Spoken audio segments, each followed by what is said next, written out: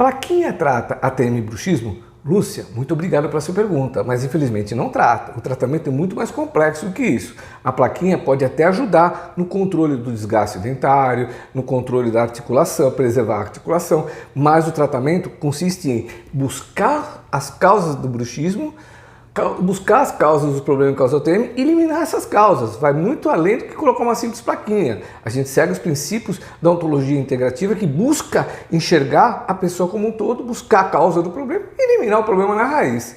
Eu espero ter te ajudado. Quer saber um pouco mais sobre o tratamento do bruxismo da ATM? Clica no link aqui em cima, drpaulocoelho.com.br. Então, um grande abraço e te vejo lá.